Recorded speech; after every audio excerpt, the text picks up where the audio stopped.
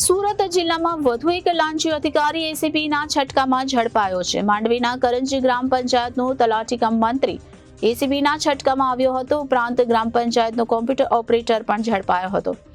મિલકતની ખરીદીમાં નામ દાખલ કરવા તલાટી કમ મંત્રીએ ₹5,000ની લાંચ માંગી હતી. જોકે ફરિયાદી દ્વારા એસીબીનો સંપર્ક કરતા ₹3,500ની લાંચ લેતા તલાટી કમ મંત્રી જિગ્નેશ પટેલ તેમજ કોમ્પ્યુટર ઓપરેટર પ્રિતેશ ઉર્ફે પિન્ટુ વસાવાની ધરપકડ કરી હતી. એસીપી દ્વારા બંનેની ધરપકડ કરી વધુ કાર્યવાહી હાથ ધરવામાં આવી હતી.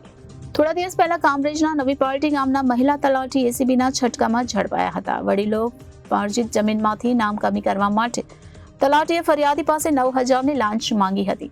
ફરિયાદી લાંચ આપવા માંગતા ન હોવાથી એસીબીમાં ફરિયાદ કરી હતી. એસીબીએ છટકું ગોઠવી આરોપીને લાંચ લેતા ઝડપી પાડ્યા હતા. સોનલ દેસાઈ નામની મહિલા તલાટી વડીલો પાર્જિત જમીનમાંથી નામ કમી કરવા લાંચ સ્વીકારતી વખતે રંગે હાથ ઝડપી પાડ્યા હતા. આ પહેલા દાહોદ જિલ્લાના જાલોદ તાલુકા પંચાયતમાં ભ્રષ્ટાચારમાં ખદબદેલી હોય તેમ ટૂંકા ગાળામાં એસીબીની ટીમે ત્રીજી વખત દરોડા પાડી ટેકનિકલ આસિસ્ટન્ટ એપીઓને વનીકરણની કામગીરી માટે ₹20,000ની લાંચ લેતા પંચમહાલ એસીબી દ્વારા છટકું ગોઠવી ઝડપી પાડ્યો હતો. આ પહેલા 31/11/2023ના રોજ મનરેગા શાખામાં assistant programme officer Mohan Katara પાણીના નાળાની કામગીરીના 42.93 લાખના બિલ મંજૂર કરાવવા બાબતે 10% લાંચની માંગણી કરી હતી. જેમાં ઠૂઠી કંકાસિયા ચોકડી પાસે ₹50,000ની લાંચ લેતા દાહોદ એસીબીએ છટકું ગોઠવી ઝડપી પાડ્યો હતો. ત્યારબાદ 28/12/2023ના રોજ મનરેગા શાખામાં આસિસ્ટન્ટ વર્ક મેનેજર તરીકે કામ કરતા બળવંત લબાના જમીન સમતલ કરાવવાના કામ માટે ફાઇલ મંજૂર કરાવવા અંગે ₹20,000ની લાંચ લેતા મહીસાગર એસીબીની ટ્રેપમાં ઝડપાયા હતા.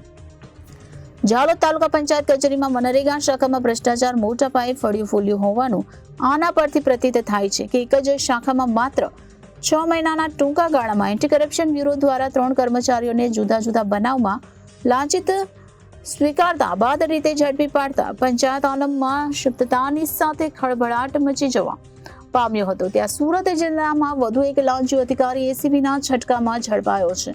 માંડવીના કરંજ ગ્રામ પંચાયતનો તલાટી કમ મંત્રી એસીબીના છટકામાં આવ્યો હતો. ઉપરાંત ગ્રામ પંચાયતનો કોમ્પ્યુટર ઓપરેટર પણ ઝડપાયો હતો. મિલકતની ખરીદીમાં નામ દાખલ કરવા તલાટી કમ મંત્રીએ ₹5,000ની લાંચ માંગી હતી.